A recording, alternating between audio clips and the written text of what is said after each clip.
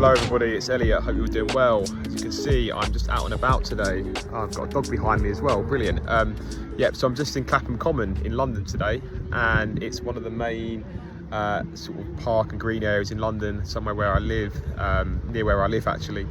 And yeah, I thought I'd just make a quick video today about my recovery journey and where I'm at now with everything, and to give you hope. So I remember, you know, I've suffered really badly with chronic OCD, sexual orientation OCD, and it was the most hardest thing that I've ever been through in my life.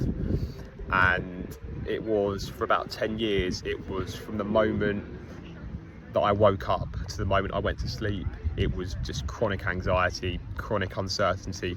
It felt like my brain was almost wired to a fuse.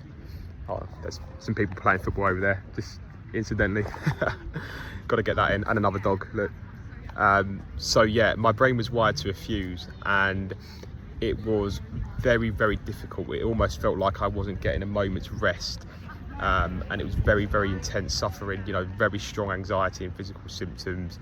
I had really bad stomach issues going on there, which I had to sort of get medical treatment for over a period of time. I had quite bad heart issues, lots of nausea, and yeah, very unhealthy in many ways. And obviously OCD like takes its toll on your body in that regard.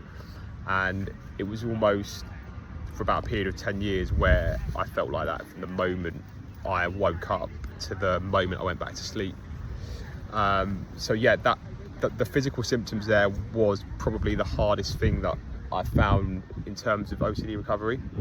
But then of course there's also the other things that came with that, right? So the actual uncertainty, you know, that terror that comes with the uncertainty around the core fear, because it feels so real.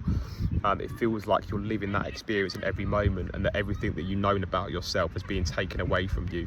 And it's almost like you're having to make peace with somebody who you know that you're not deep down, but you can't really tell that you're not, because OCD is just in there intercepting and interjecting everything. And there's so many core fears that we have to get accustomed to and really accept, fears that we never thought we'd have to come to terms with, just in order to get to that baseline level of calm. And I remember, you know, my confidence was absolutely shot, right? The person that I knew and thought I was just slipped away from me in a matter of moments, what it felt like. I remember when I was running around a football pitch, I was about 17 years old, and I had the intrusive thought, oh, what did you find that man attractive on the pitch next to you? And then bang, OCD locked in, you know, sexual orientation OCD, and that was it, right? I was all of a sudden thrown into this cycle of terror, compulsions, really graphic, intrusive images, sensations and urges, which just felt so real, and was very humbling experience over a long period of time. Completely lost all my confidence. Any decision that I made felt like I was climbing Mount Everest. You know, very uncertain of myself, very unsure of myself, no energy, no sleep, because I was just really not sleeping very well. It was almost like I was wired up to a fuse, and my body was just running on fumes, right? That misty glass look of the lights being on but nobody being at home, and just living in that constant lens of fear, right? You know, the fear of rejection for me, the fear of living a lie, the fear of not knowing my true self, the fear of never going back to who I knew I was, and fear of missing out and not being happy when it came to sort of the relationship and the intimacy side of things as well. So there was all of that going on, and it felt completely real, and that I'd be stuck forever and that I would never be able to get back to that. And I just had so many compulsions, right? You know, watching adult content, those internal forcing of attractions, you know, avoidance behaviours. I avoided dating for a long period of time because I was almost waiting for that right answer, but I really had to just sort of cultivate that and push it in that general direction. You know, asking for reassurance from friends and family, looking at the ground when I walk past, then also compulsive exposures as well, trying to look at everybody just to try and desensitise myself. And it was that desperation that I was really stuck with. The sun's coming out as well, very nice. Yeah, and it just felt like my whole life was geared towards how do I recover, that desperation. And I was trying so hard to get better, and in many ways that was actually what kept me stuck. I had to sort of slow down a little bit and really release that and let go of that internal control that I was seeking, all right? And I just remember some of the anxiety sensations that I experienced, and you don't really forget that. When it's that 10 out of 10 anxiety that's pumping away, it's something that sort of stays with you. And I remember there were times when I'd feel so anxious I'd almost be holding my own hand and crying at the bar. I remember that on one occasion, and I just thought, how am I possibly going to get through this? And some days it is like that. Some days it really is just getting through the day. You know, your best on each day is going to look different day to day. Some days you just have to get through it. Some days, yeah, you'll be able to do a bit more. But on those really, really tough days, you know, it really feels like you're in the trenches. It really feels like there's no way out, and it feels like you're going to be stuck forever, and that there isn't a light at the end of the tunnel. But there is, all right? There really is a light at the end of the tunnel. It's just the perspectives that you're holding in the now that are keeping things fueled up, and we have to learn to show the brain that whatever we're scared of isn't that scary. We need to gradually learn to be less scared of that thing that we are scared of, all right? And we're not inherently scared of something, it's our perception of that that's making it scary. You know, we're not born with the perspectives that we hold. We can always change and reshape those over a long period of time, whilst making sure that behaviours align up with that, right? So yeah, you're never stuck, you're not treatment resistant, you're just scared of something in the now, and the brain has learned to be scared of that.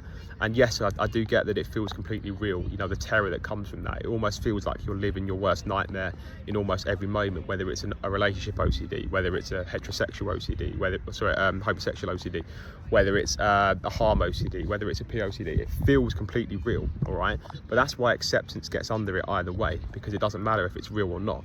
You know, acceptance gets under it at the core, and with acceptance it's very much a process, and we get towards that level of acceptance by really bringing down the catastrophized thinking on that worst case scenario, and by coming to terms with that worst case scenario if it was to happen. Remember, acceptance doesn't mean agreement, all right?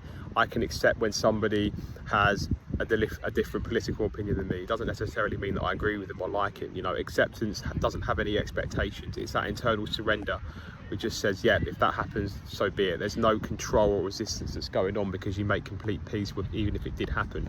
And you get to that by chipping away at the worst case scenarios. As you bring down the catastrophized thinking about those worst case scenarios, it becomes easier to come to terms with. But of course, in the early stages, when it feels very scary, it feels like there's a lot on the line. You know, what if I go to jail? What if I lose out on my life? What if XYZ happens? It feels very high. The core fears feel very raw. So you're not just going to be able to accept that in the moment, all right? And understandably so, you have a lot of compulsions and safety behaviours around those core fears because it feels so real. But gradually over time, we have to, you know, really be firm with those compulsions and try and withstand the impact of not doing them, and really looking at the belief systems and acceptance alongside that. And yes, it is very much a process, but it's a process that's very worth it. And when we get there in time, you've got to remember these are very taboo beliefs and fears that we've held on to, and they're not just going to let go in the moment. Yeah, it's got to take a lot of work over a long period of time to learn that these things that we're scared of isn't so scary. All right, so compassion is going to be needed, patience is going to be needed, but consistency is also going to be needed. You know, in those days where you feel like you can't be bothered, you know, those are the days when we can really improve the frustration tolerance and really, you know, chip away at those belief systems. And it's easy to get really dialed into how we're feeling on the journey and basing our progress off of that. But I think it's more important to look at, you know, how robust are my perspectives, how flexible are they, how rational are they? And the physical symptoms will wax and wane along the journey, and there's no rhyme or reason as to why they might do that. You know, when I was 6 months into the journey, I had a bit of a false dawn and my symptoms let go for a bit, even though my belief systems weren't robust. When I was later on in the journey, after about 18 months, my belief systems were probably more robust, but had quite high physical symptoms. So there's no rhyme or reason as to why the physical symptoms might be there on a day-to-day basis. You're more better off looking at how robust my perspectives are, right? How my behaviours are lining up with my core fears. Am I stopping compulsions? Is my life structure good? And yeah, that is very much what you want to base it off of, all right? Of course, not compulsively, but that is the way that we want to go down, all right? So it's easy to get complacent when the physical symptoms go away a little bit. You know, we start to coast and think we're out of the woods, but then that's just going to open us up to a big setback. I've been there, Sam's been there, Mom has been there, Gemma's been there, Nick's been there, Rob's been there. We've all been there where we've coasted and we thought, yeah, we're out of the woods, only for OCD to come back with a vengeance. It's a very resilient disorder. It's a very stubborn bastard, all right? So we have to give it that respect that it deserves, all right? So making hay whilst the sun shines, even when we feel good, it's so important to keep putting in the work. It's like when you go to the gym and you feel good, you're not necessarily going to stop going to the gym. You've got that good momentum that you want to build up and keep going, all right? So that's very, very key to remember. But yeah, there really is hope. You know, myself and the other coaches really have been to the bottom with OCD, and it took a lot away from us. You know, for many years. You know, I can probably say I lost most of my adolescence to OCD, you know, 24/7 anxiety, rumination, physical symptoms, uncertainty, just living in fear, living in terror. You know, the things that I used to do. I remember I would find it hard to look at. I would actually, in my room where I had pictures of my favourite sports stars, they would face the other way because I was too scared to look at them. Also on things like social media and Instagram, I'd find it too triggering to like a guy's photo in case somebody saw it and thought that I was gay because I liked the photo. So many of these little compulsions that were just keeping everything fueled up. You know, that desperate forcing of attractions to the sex that I wanted. You know, really trying to test and get that certainty. And just living in terror, just living in complete fear. And my brain was just so scared of the thing that I was afraid of, and I had to learn over time that even if that was true, even if X, Y, Z did happen, I could still make peace with that and come to terms with that, and it didn't warrant that catastrophized thinking or catastrophized response that I was giving it. And that's what OCD thrives on. It thrives on catastrophized thinking, it thrives on rigid thinking. And as you break that down and you know, really bring that down, OCD's got nothing to grip onto, you know, and it's always going to hunt around. It's going to search for the next thing that you can't quite accept yet. It's going to try and hunt around. It's going to try and latch on and seek out that next best thing. But again, the same rules apply. When OCD's trying to morph and latch and move around, you can almost take it as a compliment that it's getting a little bit bored of your core fear, your main theme, and it's trying to catch you out on the next thing. All right, so important to remember what it's going to try and do. And I think with that, it's just accepting that we have a doubting disorder as well, and this is the nature of the beast. All right, even though I'm recovered now, you know, I feel great, energy's back, I feel back to how I was before. There's still one or two moments when OCD tries to catch me out. For example, like if I was going to touch a door and I maybe put my sleeve over the door handle before I touched it, you know, if I started snowballing into that and doing compulsions and avoidance and hand washing, of course I'd get caught out. So those moments when it does try and bite on, I have to just stand firm and do what I was going to do anyway and just carry on with my day, and then it dissipates. OCD gets bored, all right, and we can take the power back over OCD. You don't need to be spending your life with OCD calling the shots, because recovery is possible. It really is. You know, it takes consistency, it takes looking at the belief systems that you're holding. What am I really scared of? You know, it takes another pair of eyes to really see that. But as I say, as you really understand what you're scared of, it's a fear-based disorder.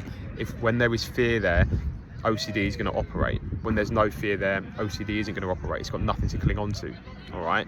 So we've got to remember that we don't stay stuck. We're not born scared of something. It's our perspectives in there that are driving that cycle. All right. So wherever you feel now, whether you feel anxious, whether you feel like you're going to be stuck forever, whether you feel like there's no hope, there is hope. All right, there really, really is hope. Okay, you're not doomed, you're not stuck forever, you're not resigned to your perspectives and your behaviours forever. No, we can change. Yes, it's going to feel uncomfortable. Yes, it's going to feel uncomfortable to do exposures. Yes, it's going to feel uncomfortable to do the belief work and disputing when you feel tired and you feel like you've got no energy. Yes, it's going to be hard giving up compulsions when your body's screaming at you to do them, but it's so worth it. It's short-term pain for long-term gain. It really, really is. All right, so yeah, there's hope. Stick at it. You can recover, you can get better. There is hope.